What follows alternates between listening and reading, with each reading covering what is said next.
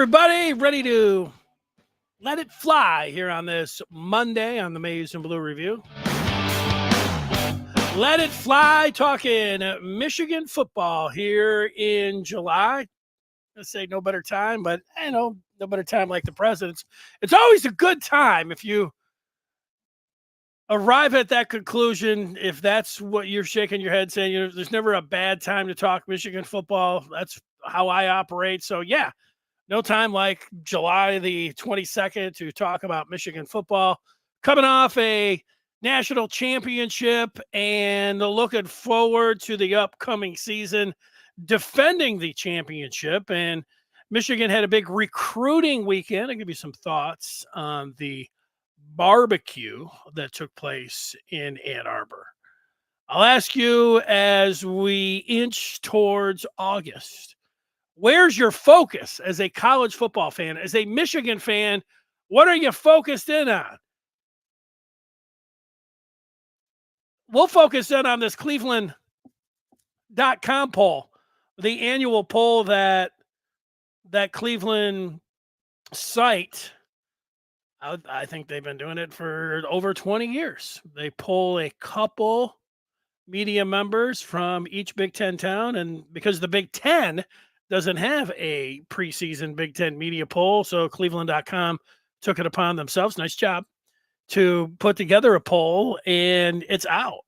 And we will get to that straight ahead. But there is some breaking news that comes out. And if you're watching this video cast on YouTube, and if you just looked at that picture and you didn't look at the caption above, would you know who that is? I would not.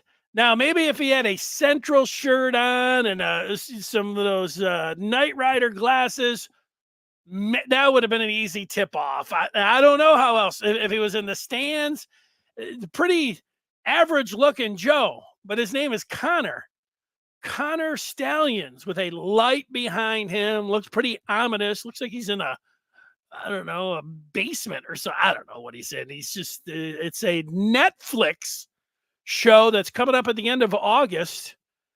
It's going to be called Sign Stealer, part of the Untold documentary series on Conner Stalions and the Michigan Advanced Scouting Scandal.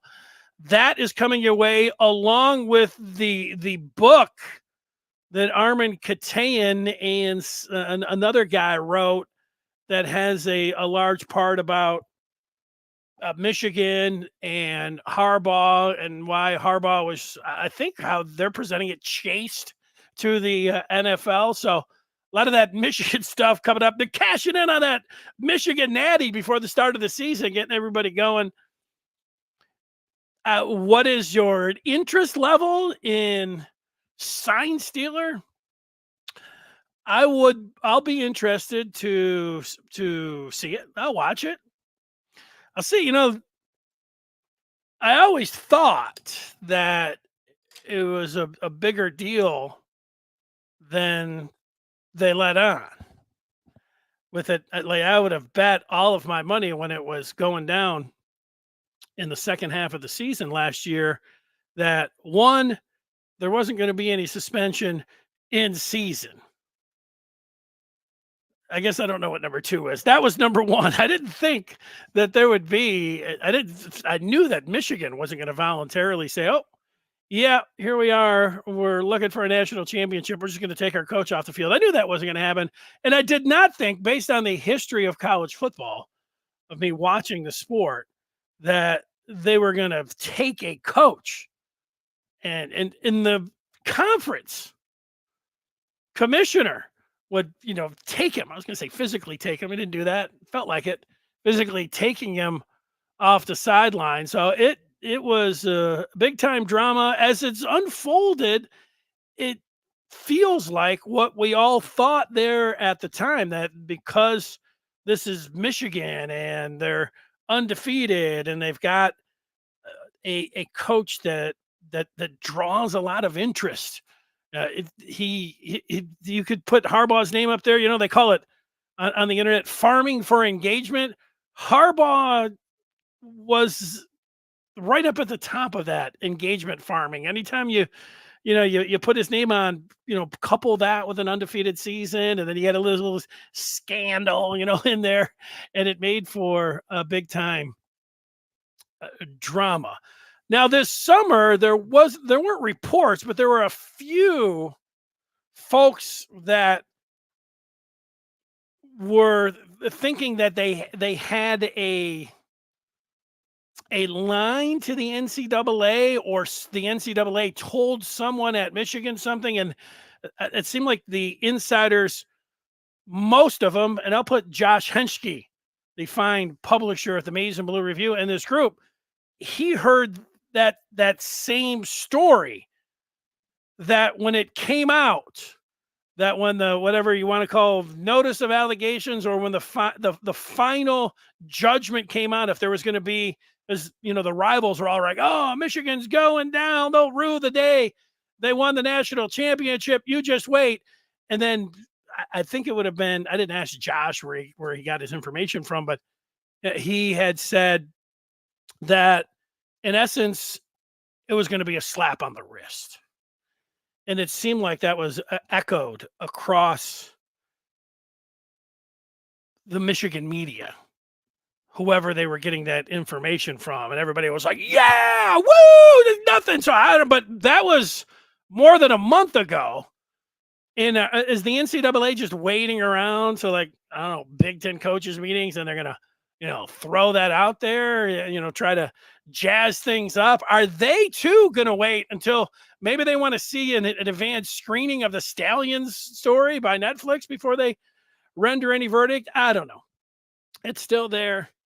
It's always going to be talked about, and it added some drama to last season. So there you go.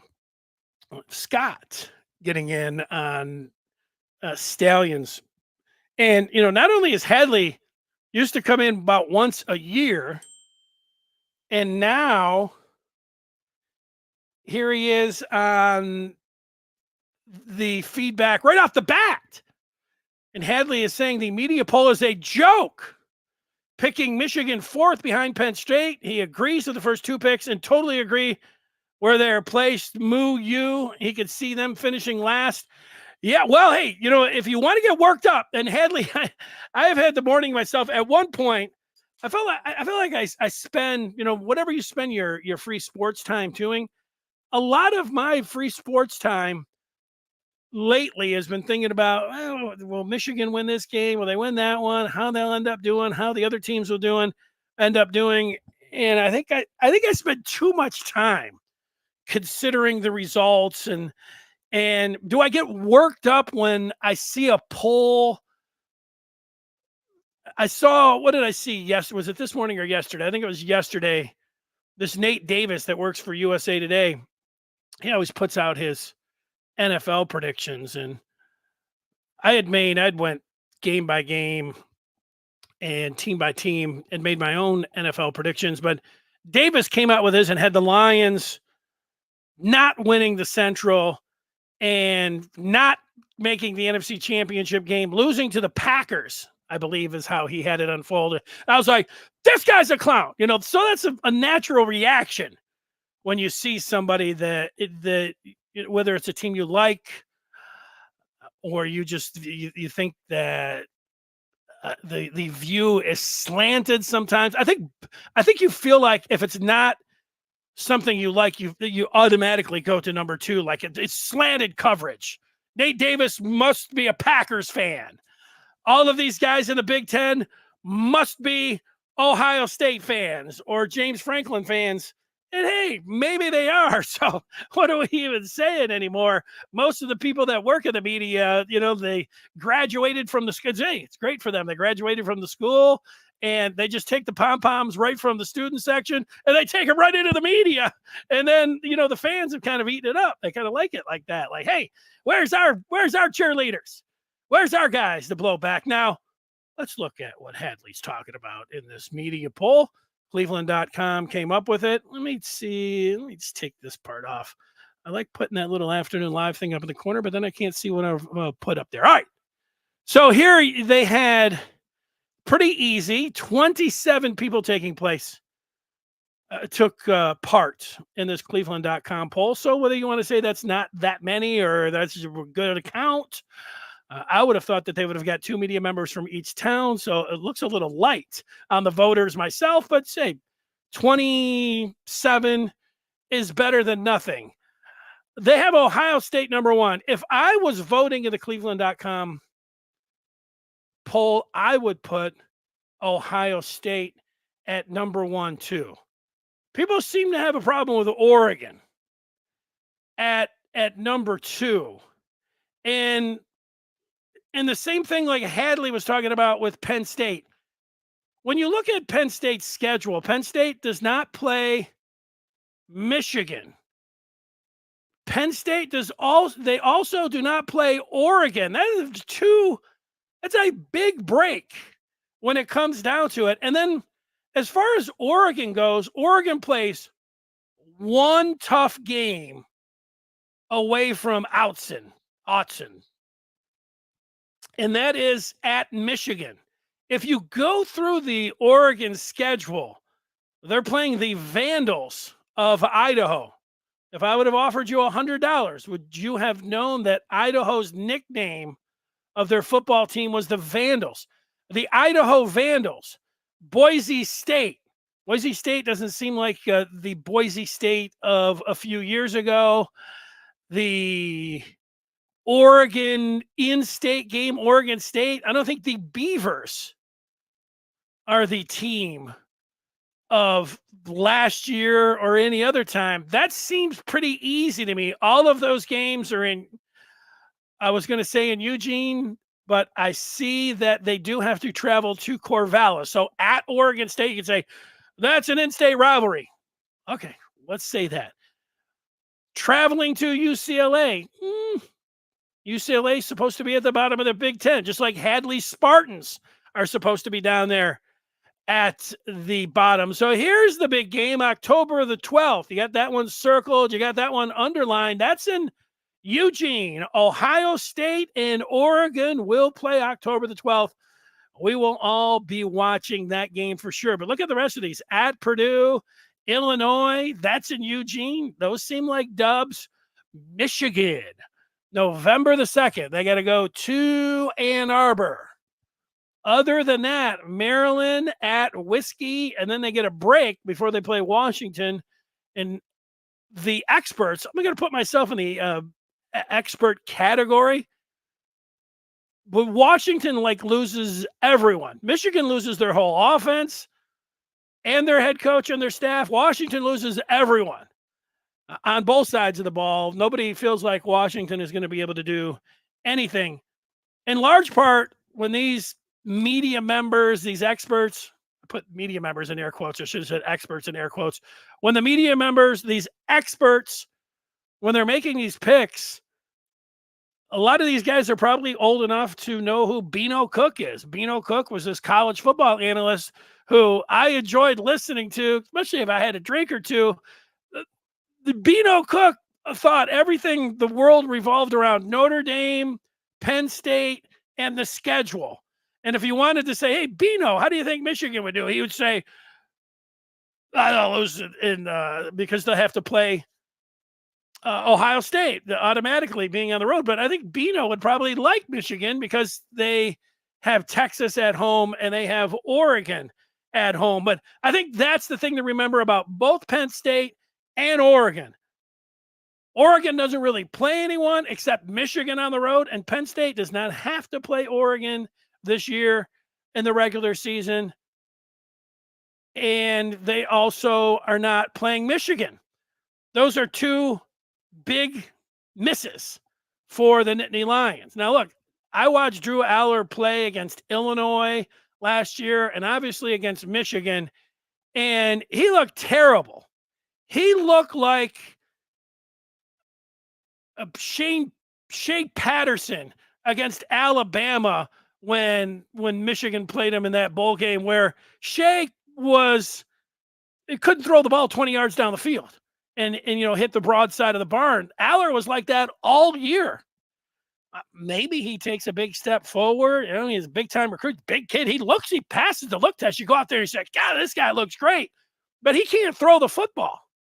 Oh, I don't know. So I would have a hard time picking Penn State in front of Michigan because I'm not sold at all on Aller. But you can say, well, what about Michigan? Well, what about Michigan? If you're a Michigan fan, you're counting on Michigan reloading on their offensive line, even though they'll have 5 new starters there. But it's Michigan, and this is their identity. Smash. This is how they recruit. This is how they want to play. These guys have been okay. Maybe that's going to happen. Maybe that offensive line is going to gel immediately. It's going to have to if they want to beat Utah, and then maybe the quarterback position, which is, let's just say, it's completely unknown of what Michigan is going to bring there. From a Michigan standpoint, you can say, yeah, but we know that Orgy can really run it. And Michigan's got a great defense. Well, that's a great point about the defense. And that's why I have Michigan towards the top. I think that Michigan is going to beat Oregon. Michigan by then, was that week 8 or 9? I think that they will gel together, and the game is maybe this is Dennis Beano Cook 5th again. I'm picking Michigan in large part because they're going to be at home. So I think that they're going to beat Oregon in that game. And so how I would end up picking it and going through, I would put Ohio State number 1. Sorry if if you hate to hear that.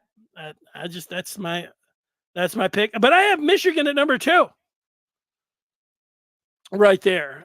And then pretty much I'm going to put Oregon in front of Penn State. If you wanted to look at the bottom half, there's the bottom half. Bottom half for those of interest, you've got Purdue and Indiana, Michigan State bringing up the rear. Nobody really liking the Spartans this year under first-year head coach Jonathan Smith. They're just glad that they don't have to deal with Mel Tucker anymore. Those same media members were asked to vote on the offensive player of the year, and they went to the southpaw Dillon Gabriel at Oregon. I don't have a problem with this. Oregon, they're going to put up a lot of flashy numbers. They throw the ball a lot, and they're going to score a lot of points. Would I put Judkins, Ibuka, Will Howard, the running back from Rutgers? Now, I'd like to put Donovan Edwards. Donovan Edwards, number 1, I'd feel a little bit. I'd feel a little bit like a homer if I put Donovan Edwards number 1. But I think Donovan Edwards could have a great year. Could he be Big Ten Offensive Player of the Year? Michigan's going to run the ball so much. I think he could. I think over Judkins. I mean, Judkins is exciting and everything, but he's going to have to share that backfield more than Edwards is going to have to share with Mullings, with Travion Henderson. How are you going to have both Judkins and Henderson as offensive player of the years? I think these guys cancel each other out. But no, I would vote for Gabriel, but I would have Donovan Edwards. I got to vote for 3 players.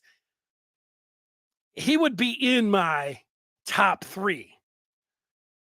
And if I had to put someone from Ohio State, I think Ibuka would be the one, because I think the running backs would cancel each other out.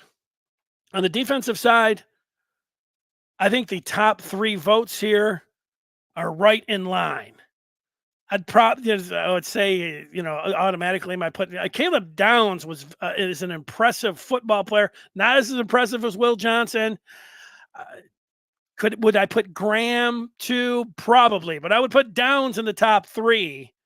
JTT, Higgins, and Carter from Penn State. I don't know, but I think these top 3, I think everyone should have. I think there's a break. Johnson should be 1, and however you want to do it, 2, 3. Graham, I would have 2. Downs 3. Downs is a hell of a football player. I think the media got it right on that one.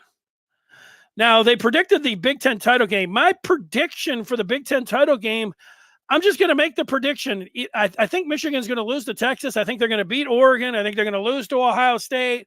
Are we going to a 3-way tiebreaker that ends up with winning percentage of Big Ten teams that you played? I don't know. I mean, you want to hold my feet to the fire. I'm going to put Michigan in the Big Ten title game. I could it work out like that? I think it could work out like that. Why not? It's almost like they deserve it for the run that they've been on. That the biggest, for those listening on the podcast, the prediction of all of the media members there, they picked Ohio State over Oregon, 24 of the predictors, and now we see a lot more. They had 33 people participating in this one. You got a couple with Oregon over Ohio State. Penn State, 2 people had Penn State playing in the Big Ten title game. Just one person got Michigan in that Big Ten title game. I'm going to put them in there. I just said they deserve it. I do think they have a chance because they have a great defense. Now, if you were not a Michigan fan watching this, you would say, you think that the offensive line, they've got to come up with an entirely new offensive line and a complete new quarterback. And what are you basing that on? And I think that's a great question. A lot of it is there's a little bit of faith involved in that. And that's not a great strategy. You could say, well, then you're doing it because you're a Michigan homer. It feels a little, but I think that they deserve it. So I think that in this case, with my prediction, if you wanted to put me in that box, you can. But I'm going with them, and I think that they do have a chance. I think people are mostly overlooking them because of the quarterback and the offensive line and not accounting for the defense and the schedule enough. They play Texas. They play Oregon at home. And the style that they play, smash, physical, run the football down your throat, it plays well when you have a great defense. The formula for Michigan to be in the mix is there. So it's not 100% faith, but like I said, I'm not over here nobody's putting my feet to the fire because it's just me sitting here. Maybe on the feedback they are. Maybe some people are getting in there. But that's how I looked at it, and at least as we talk about the votes. What's weird here is that they just asked about will they make it? I don't know if this means this is the college football playoff. Ohio State, 100% yes. Wow. Oregon, 100% yes. Penn State, 64% say that they will make it. Michigan, 52%. Will Michigan make it to the college football playoff? About 50-50. They've got a chance. Honestly, taking a step back, even with everything I just said, it being a coin flip with the uncertainty and everything, it doesn't sound. Sorry, I had to turn off that echo. It doesn't sound all that bad to me. 91% of the pollsters said Iowa will not make it, and 100% of the pollers. See what the posters say USC won't make it. So there it is, something to chew the fat on for a while when it comes down to all these predictions and it all coming out. Scott says that Michigan, Penn State, Ohio State, and Oregon are all legitimate contenders. I would agree with that. Ferris says Michigan, Oregon, and OSU all go 1-1 against each other. Penn State and Rutgers have cupcake Big Ten schedules. Logjam at the top of the Big Ten. Yeah, and so then we're going to be coming down to rooting for a like Rutgers Minnesota game or something like that for Minnesota to win the game or something like that. Ferris says Rutgers avoids Michigan, Ohio State, Penn State, and Oregon. Wow. They legit could go 10-2 with a bit of luck. Wow, that's a nice schedule. Meanwhile, Scott says Rutgers will be very good. Penn State has a shot at a national title with their schedule. Wow. Yeah, I don't like the tiebreakers. Let's see. Ferris is putting in a teaser. Consider the third place team of the Big Ten, if they finish in the top 8, could have an easier path in the playoffs than 2 or 3. No extra Big Ten title game than a home game. Well, if they can you get a bye by not playing and winning the Big Ten title game if you're in third place? Because you're saying if they finish in the top 8.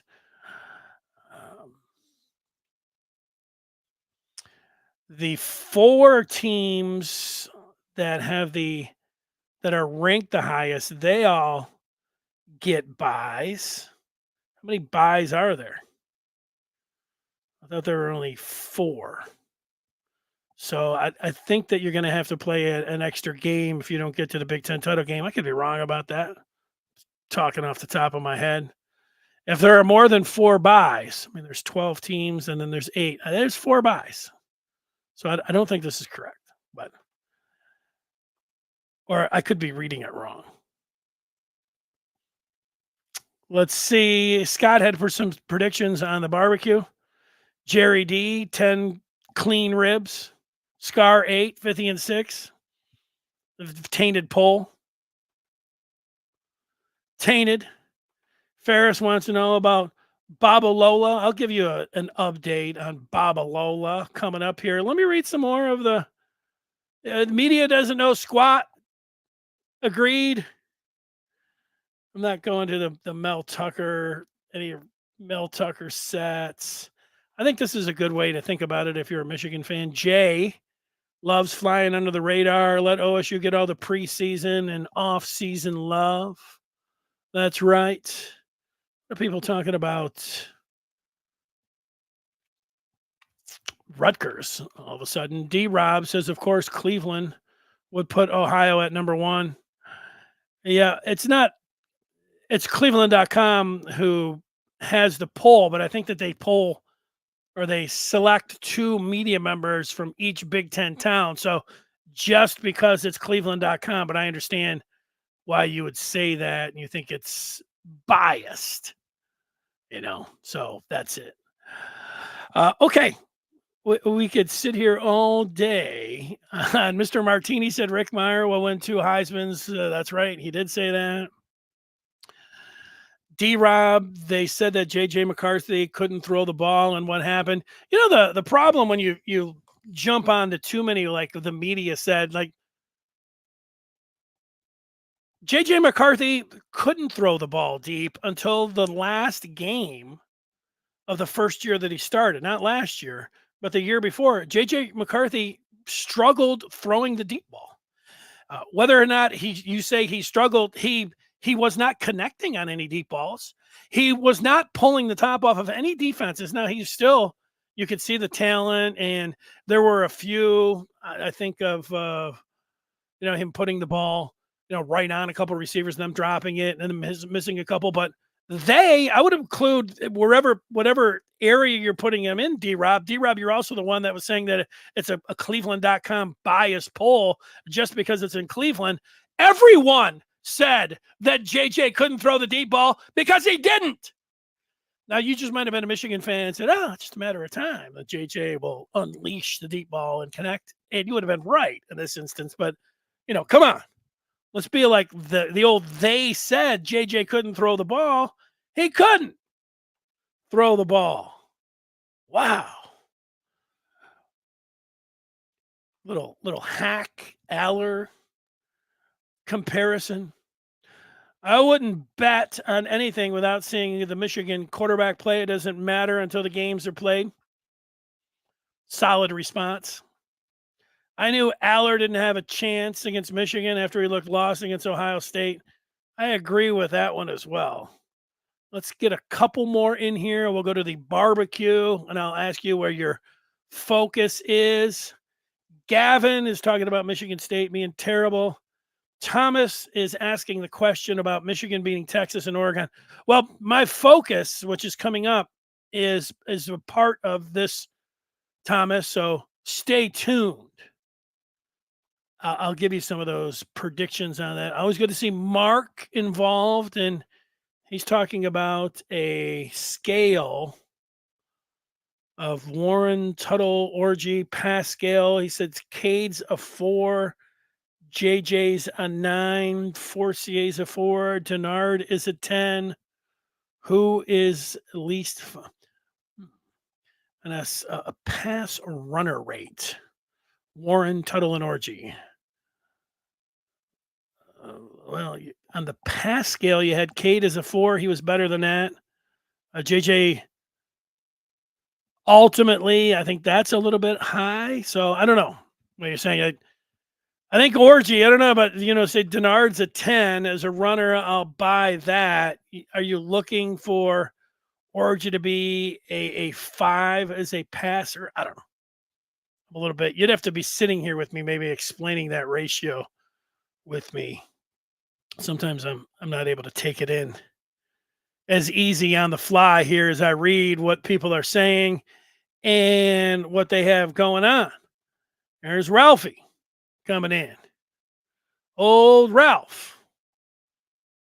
Good to see you, Ralph. I think it's the first time. And all right, Jay. Good afternoon.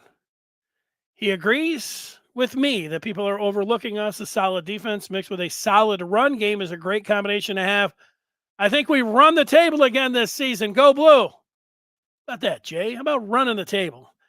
I don't mind that. Ralph says Michigan just needs one against OSU, Texas, and Oregon, 10-2. I agree with that. Ralph, you and I agree. They just need one. Okay, let's go to the barbecue, which took place over the weekend. Andrew Marsh was in the house. No word on if he liked the brisket. I didn't see any pictures of his plate, but Michigan would like to add a third wide receiver, and they would like to add Andrew Marsh to that triplet. And this is going to be a tough one. He is from Texas. You see Texas and USC. But, Michigan has done with what they can do with Marsh, and I think they need to hang in there. Babalola was not at the barbecue, but it continues to look like Rivals had their Midwest recruiting expert over the weekend. He talked to the camp of Babalola and came away with what we had been thinking heading into this weekend, that it is a Michigan-Stanford race. NOB, the outstanding linebacker down in IMG, that seems like wishful thinking, but hey, I'm a wishful thinker here in the offseason. Michigan, Florida, Ohio State, Notre Dame, USC.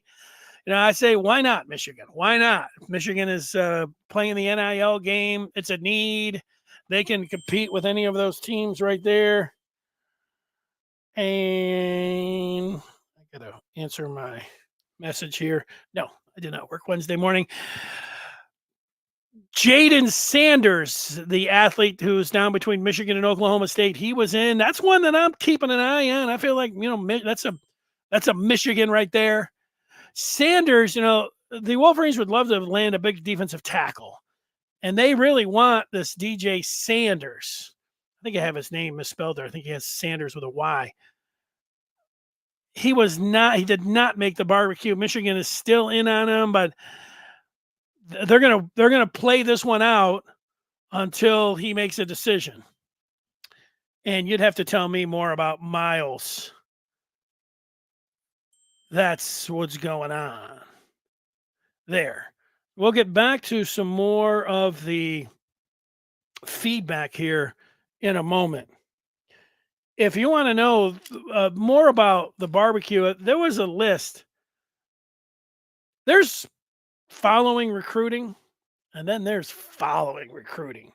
If you chart and put the names down, and you have your own bracket, and however you do it, there were 20, 30, 26s, 27s, 28s that were at the barbecue. All of that is on the Maize and Blue review. I don't know how many people just wanted a dump of a list of all these different players from all these different places that came in and enjoyed some of the food and took part in the community and what was going on with Michigan. It's all there. The thoughts of how Michigan did, where they're going, when these announcement dates are, that's all there on the Maize and Blue review.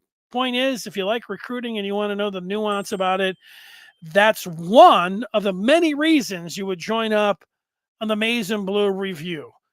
My top one is that I'm sitting around and talking with the folks all day and all night. That's the part I enjoy the most. I don't know if that would be somebody else saying, "Oh yeah, let's go in there," because Fithian's going to react to my post. But hey, it's there. We would love to see you over there. Join the Maize and Blue review today. Go to michigan.rivals.com to get that done. My final piece is a question: where your Michigan football focus is. And my focus this morning was on thinking about these other teams and their schedules and where Michigan should be ranked and all of that. And it was Hadley who was upset. You get upset sometimes at things like that. I try not to get as upset as I used to about predictions and other people, and I think there's a lot of the stuff that you feel, the emotions. People are like, that guy must be from Ohio. The media blows. Who cares what anybody thinks in the preseason? I get back to whatever makes me sleep good at night. You know what makes me sleep really well? Michigan performing well in the field. I have slept like a baby this year. There's a lot of time in my free sports time over the years previous to this last 3 years. I've tossed and turned about, Ohio State. How are they going to beat Ohio State? They can't even do it with Jim Harbaugh. Can they land a quarter? I mean, all of these things just bouncing through your heads, tossing and turning. And it's been a really, easy sleep for this past year. I've seen something from Michigan Rivals fans, not rivals.com, just their rivals, Ohio State, and now Oregon getting in. I've seen some Texas fans and saying this, and they've after the Stallion stuff, they try to get you with the the signs, and Michigan fans I think understand how to deal with that. They're like, "What? I can't hear you. Here's my championship ring. Let's go." Who are you? If any Michigan State fan says anything about ethics or anything, you kind of just like, okay, or Ohio State fans for that matter. They want to talk about getting up on a high horse and looking down like, it's like, okay, save all of that. But this other thing that there's college football fans are trying to needle Michigan a little bit on, and I've seen more than one person do this. They say something to the effect of, Michigan fans are just satisfied with winning the national championship. And the first time I heard that, is like, yeah, no kidding. Yeah, Michigan is really satisfied. When you win the national championship and you have gone to the mountain, that's it. But I think their point is like, Michigan is just satisfied for the next 20 years that they've won the championship. And that's what I would stop them. I was like, don't confuse the two things. Michigan fans are very satisfied. You're exactly right. Winning the championship, Michigan fans are very satisfied, and they are enjoying this off season of being the championship. It should be different.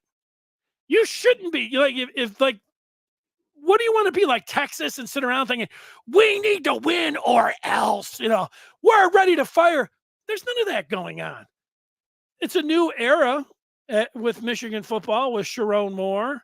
Everyone's excited to see how it unfolds, but It's different in that they did it. And if you can't enjoy it, even in the off season, I'll worry about getting upset about anything when there's a reason to get upset about something. Right now, today, if we're talking about being in a boat along with all the other college football fans, it has just been picture perfect, clear sailing for Michigan. I'm not enjoying about it. I'm not thinking about any forthcoming waves coming over the. I'm just sitting back and enjoying that. I'll be ready for that when it comes, but more than one. Oh, you guys are just sitting back enjoying your championship. What? What am I supposed to be doing? Like, if this doesn't work out this fall, Michigan won't. No, there's no reason for that. There is a part where every year you're wringing your hands and you're always waiting for this to happen or the other shoe to drop because I think it's a defense mechanism that sports fans have. They're always and there's some even when they do win. They win, hey, it's great. They won't win another one. So, okay, there are a lot of people there. I don't know about a lot. There are some people. I'm friends with some people like that. I had someone in my family who was like that. I've even mentioned it on the podcast. Big time Red Wings fan when they finally won it. I called them up. Wow, they won it. Yeah, they won't win it again. Well, they actually did win it again. They went back to back. It was like, I don't know what to do. There are some people like that. My focus, if I had to zero it in on anything, I am focused on the opener because they're the unknowns of how Orgy or the quarterback position is going to look, the offense with 10 new starters, however you want to look at 9, 10 new starters. I'm focused on that opener. I'm focused on not getting too hyped. Well, I don't know. I'm going to get pretty hyped up. I don't know if I can get any more hyped up for the Texas game than I will be, but however the quarterback looks, if he looks really good, I'm not gonna think that just because let's just say Orgy goes crazy, it looks great against Fresno. That's what you want. That's what you hope for. That doesn't mean he's going to go crazy against Texas.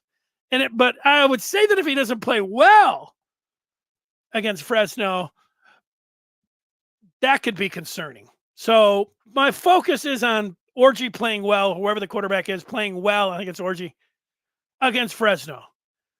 If I'm trying to sell anybody that whatever happens against Texas because of the overreaction, I'm not selling that because I'm going to be in that boat myself.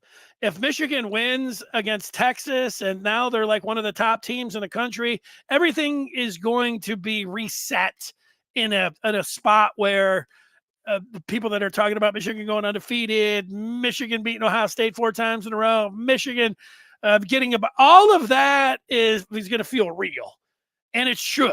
And then Michigan is going to go from like the number 7 and 8 team in the country to maybe the number 2 or number 3 team in the country, just like that. And it is going to be on. And I'm not going to stop any kind of that momentum. This has been a great ride. If Michigan beats Texas, am I going to sit here and be like, oh, hold on, let's not? No. I am going to be out there like everyone else in the front of the line saying, woo! The party continues. Now, if things don't go well against Texas, here's the part that you need to remember. And I think you get it both ways, which is good. You have your cake and you're eating it too as a Michigan fan. If the Michigan wins against Texas, it's great. And I don't need to tell anybody how great that's going to be. It's going to be great. But if they stub their toe against the Longhorns, the thing to remember is that you can lose 2 ball games this year. And in fact, I feel like if they are going to lose 2 ball games, I would pick Texas as one of them because it takes an offensive line time to gel. You have a new quarterback, and even though it's at home, I would say that would be a likely spot if you are going to drop a game or two, that would be one. But if you lose It's not like in yesteryear. Yesteryear, when you had two losses, there was not a two-loss team that made the college football playoff when they went to 14. There wasn't one. There's a lot of talk that it should happen. I know Alabama wanted to be. Did Alabama lose 2 games last year? You wanted that to happen. But now, with 12 teams and playing in the Big Ten, you might be able to lose 3 games. Now, I wouldn't want to lose 3 games. You could have one loss going into the Ohio State game, lose to Ohio State, lose in the Big Ten, and I think you're going to get in that way. But I'm not cooking up 2 losses. I'm not over here trying to talk about losing to Ohio State 2 times. Ohio State could get in if they only had 1 loss against Michigan, and then they are 1 loss and they played Michigan, and Michigan beat them twice. I think they would get in. They would backdoor it how they did 2 years ago, right?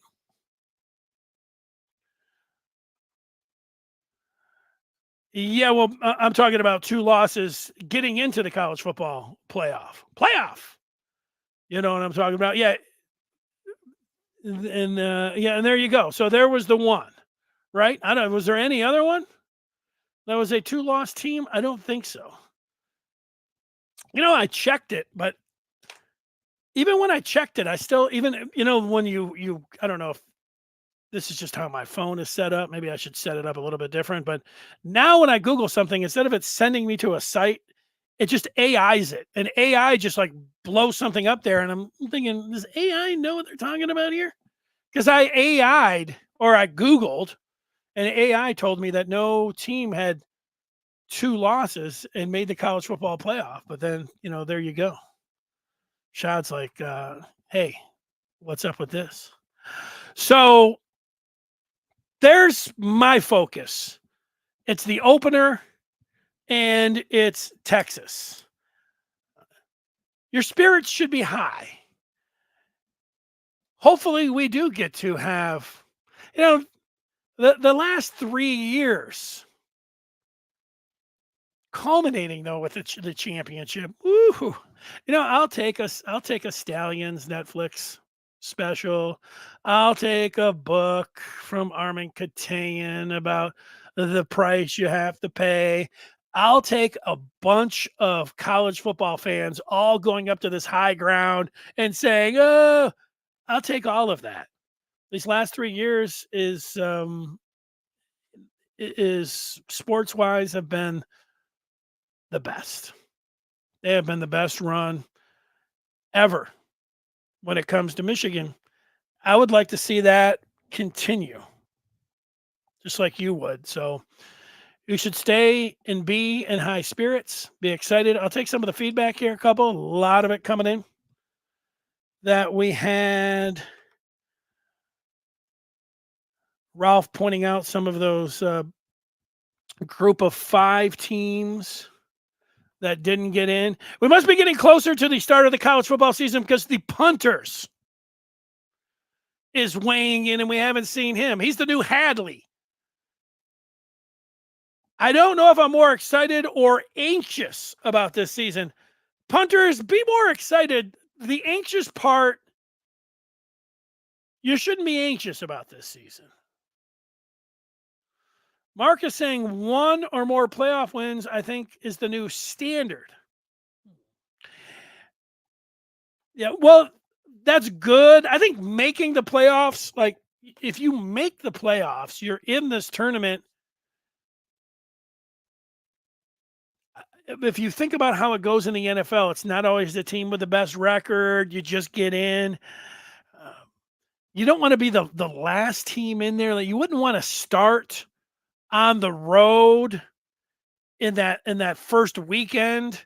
That's going to be tough to get out. But yeah, I think making the college football playoff. I'm talking about a standard. Ralph is talking about Tuttle being a decent runner or passer. People don't realize that Tuttle's a decent runner. No, I think they saw him last year and people were like, wow, I didn't know he had those wheels. I think the play that he got hurt on last year when he was running out of bounds and he got shoved and it was a 15-yard flag, he looked pretty good. Ralph saying he was Chris Olave's quarterback in high school. and led his team in rushing 2 seasons as a quarterback. I did not know that he was Olave's quarterback in high school. Here's another one from Hadley. Not only has Hadley come in more than once a month, now he's sent 2 feedbacks. You should try to do a live show from Big Ten Media Days on Wednesdays or Thursdays. How much fun would that be? That would be a lot of fun. That would be a lot of fun. I will be doing a live show on Wednesday. But you're saying from Indianapolis is what you're saying. I have to get together with a lot of people to make that happen, but never say never on that. Scott just finished 2 dogs and an order of fries. 2 dogs and an order of fries. Richard's talking dogs. I missed this. He'll take 2 mustard only. You know, if we're going to talk dogs, I'm talking Ipsy and I'm talking Bills. There's the dogs. Chili, mustard. What's the place down in Toledo? Tony Paco's. I'm there too. Out in Grand Rapids, Yesterdog.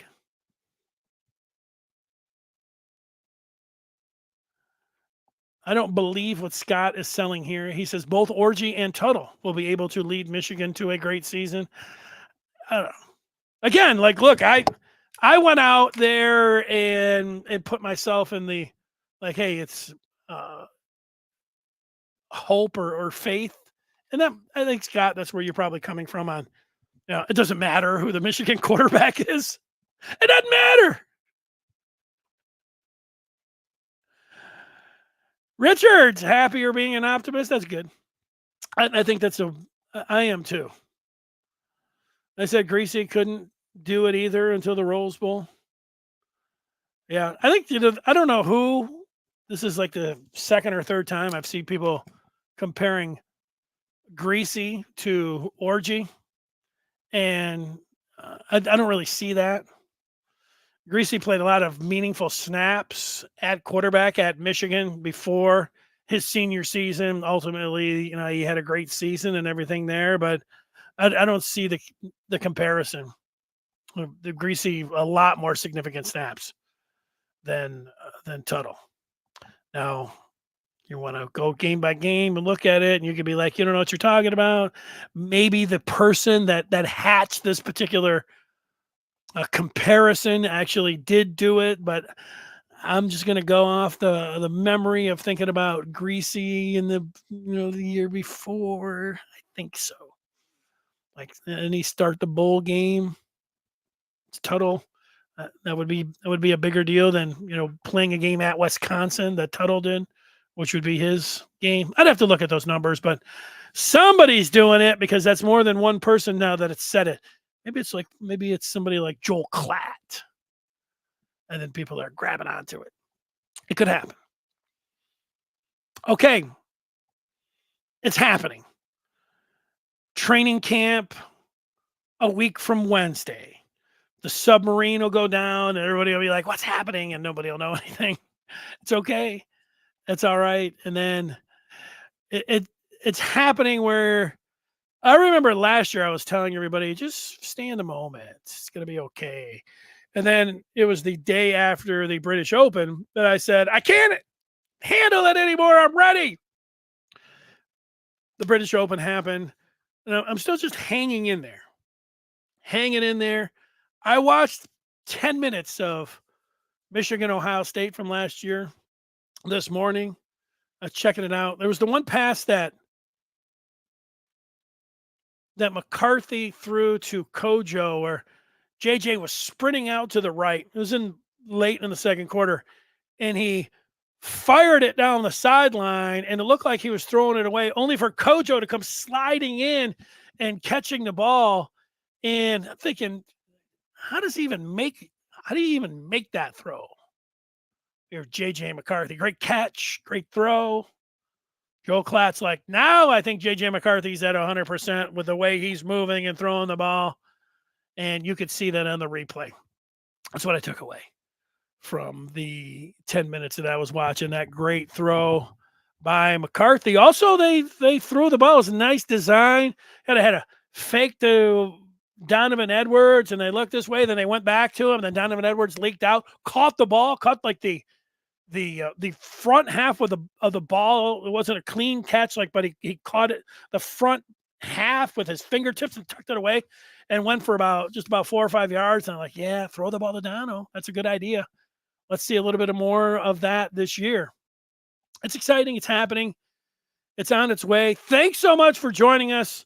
Give us a follow if you're somebody that's just getting in for the first time here, and smash that like button. We'd like to see the likes on the pod. If you're on the VCast, if you're somebody that wants to give us the review, give us a 5-star review on the pod, we would love that as well. We'll be with you on Wednesday. Somebody mentioned Jim Scarcelli, the former Wolverine. He'll join us here. We'll see what happens over the next 48 hours, and then we will deliver that Michigan news to you. We will see you over on the Den on the Maize and Blue review. Until Wednesday, everybody have themselves a great rest of this Monday. Bye.